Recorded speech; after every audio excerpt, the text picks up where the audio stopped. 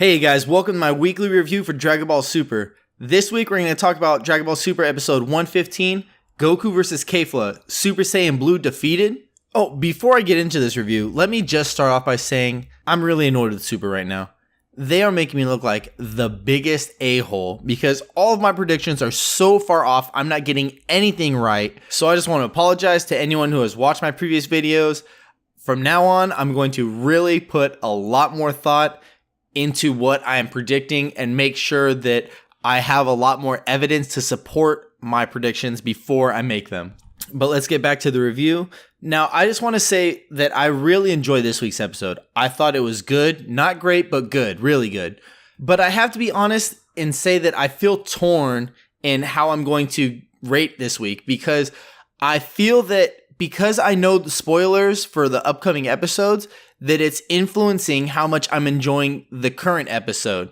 Because as much as I like it and I enjoyed watching it, I'm feeling very like, okay, yeah, this is great, this is awesome, this is cool, but let's hurry up and get to next week's episode. So with all that being said, I have to give this week's episode a 5 out of 7. I want to give it a 6, but I can't because last week's was a 6, and I honestly don't feel that this was as good as last week's. But at the same time, I'm thinking, man, if I didn't know some of the episode descriptions and episode titles for future upcoming episodes, if I would still feel the same way, like maybe I'd be a little bit more pumped as to what went down in this week's episode.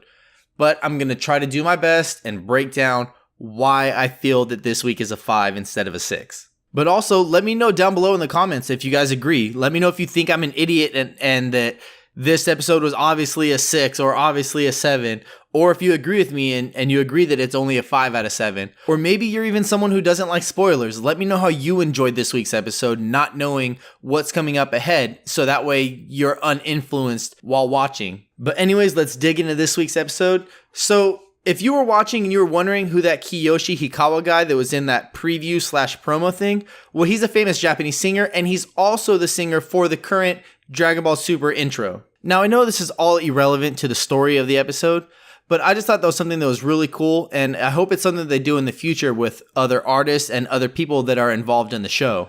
So let's move on to things that are actually happening in the storyline now. So while Kefla is wiping the floor with Super Saiyan God Goku, we get the answer to whether or not the earrings are considered cheating. Well, not really an answer to that per se, but we do get to find out that it is going to be allowed. What I don't like about that is that they're going to allow the other universes to throw their earrings into the ring. I thought that was ridiculous. Like it makes sense that Zeno thought the fusion was cool and he was excited by it, but it doesn't make sense to allow outside interference. Like that just seems like it's going over the line. And on top of that, from like a writing perspective, like it just doesn't make sense to allow that to happen when you're not going to have any of the other universes use the fusion earrings. Like it doesn't make any sense it made more sense to tell them, too bad, you guys should have thought about using the earrings earlier, but you can't do it now. And then they add that scene where Universe 2 was going to use them, and then for no reason at all, Kefla like runs past them and like knocks them away, and then the earrings are destroyed. So it was like, that was pointless. That was a pointless scene. You might as well have just said, too bad, they thought of it first, you guys cannot use them now. But maybe I'm just mad because my prediction was off and I'm just letting it get to me too much. I don't know. It was interesting to see the other universes so reluctant to use the fusion, especially after seeing, the power boost that Kefla got. And it was especially interesting to see Universe 4 talk about how they don't need it because with everyone predicting, myself included, that we're going to see that Megazord formation between their 3 fighters. And on top of that, they're all robots. They don't even have ears to hook the earrings onto, so I don't know how that would even happen. But I am very curious as to see when that's going to go down and why they feel so confident in not needing the Potaras. And even with Universe 7, I feel like they could have done such a better job at explaining the drawbacks of using the Potara fusion.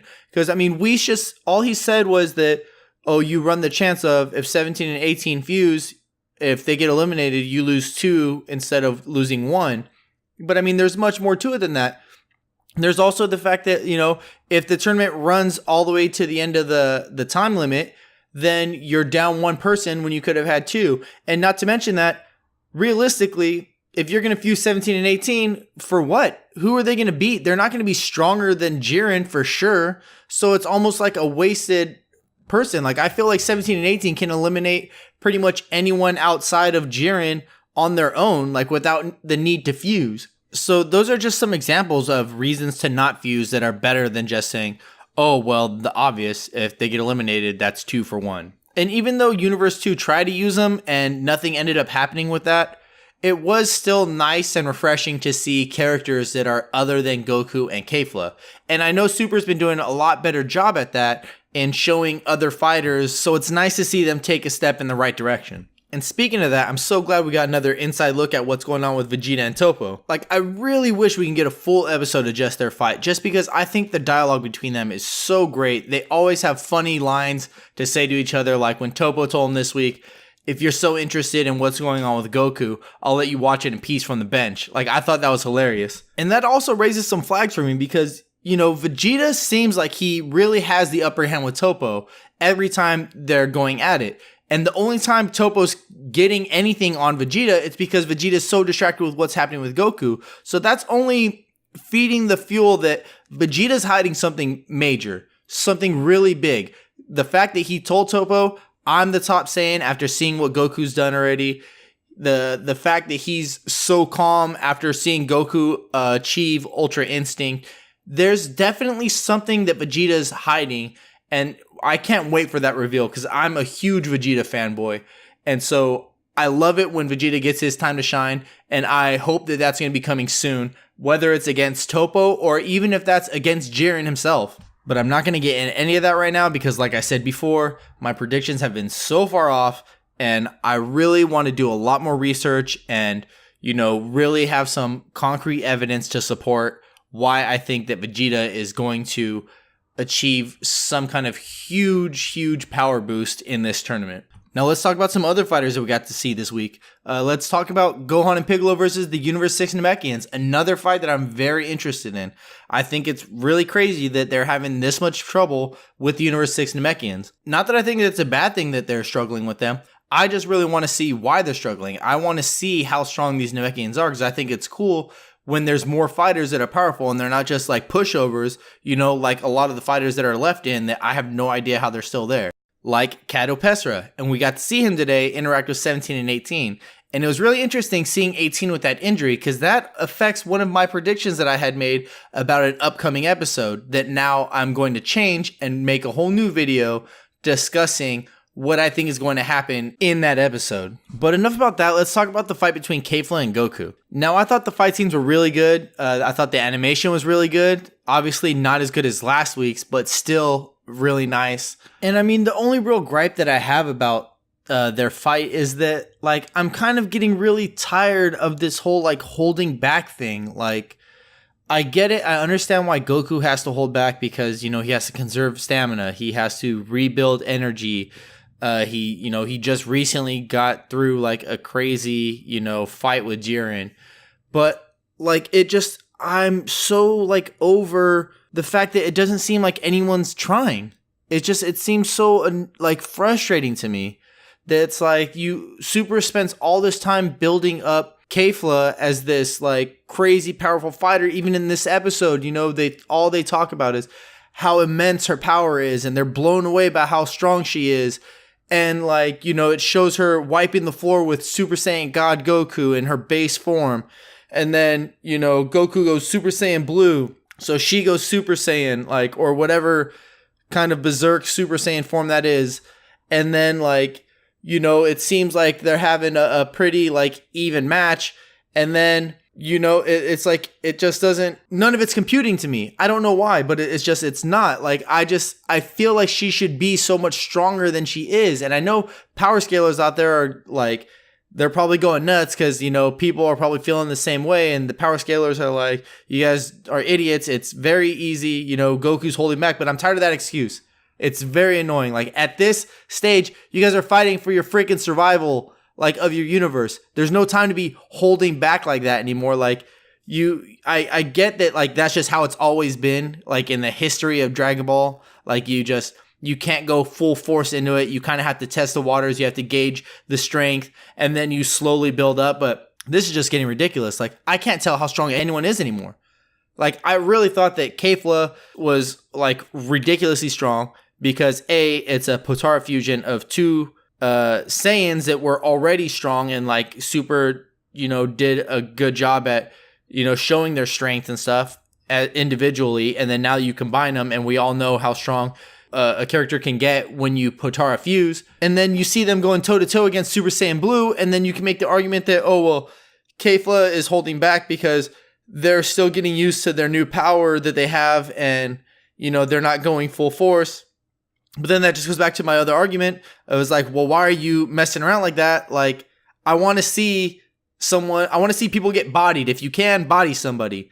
And then, like, on top of that, then you have Goku going Super Saiyan Blue Kaioken, and then they're even. So basically what you're telling me is that you spent all this time building up this character to be crazy, crazy powerful, and then you have him fuse, and then that character is like barely as strong as a worn out, tired out Super Saiyan Blue Kaioken Goku.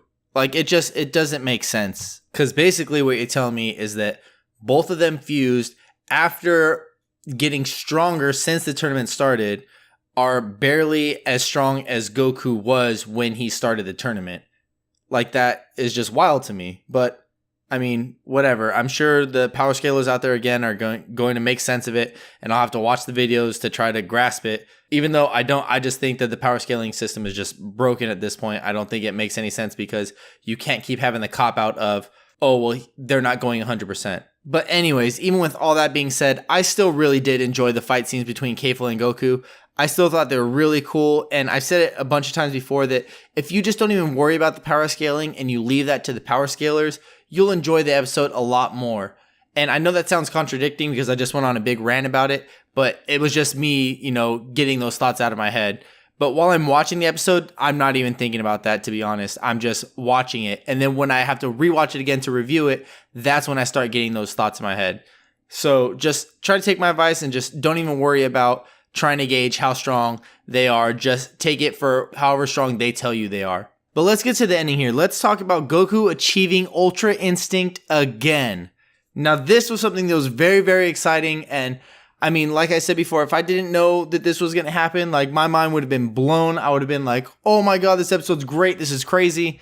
And like, it's really exciting to see. And it's like so many questions, like how, why? Like, I thought you had no stamina left. I thought you were drained. And now all of a sudden this is kicking in. And it's made me think that, for like all you people who played World of Warcraft, like maybe this is like a cheat death kind of thing that he's achieved now. So now anytime he gets to the point to where he's about to like lose consciousness or he's about to like die, this Ultra Instinct is going to kick in. But either way, Goku's achieved it again. And I, for one, am so excited to see it like in action again. I mean, just like the rest of the Dragon Ball community, like once we got a little taste of it, like we can't get enough. We wish we could have Ultra Instinct in every single episode from here on out. But I'm really excited to see not only how that fight is going to go down now, but also how Jiren is going to react to it, because as we saw from the episode preview, he's going to notice, he's finally going to come out of his meditation to see what's going on with that.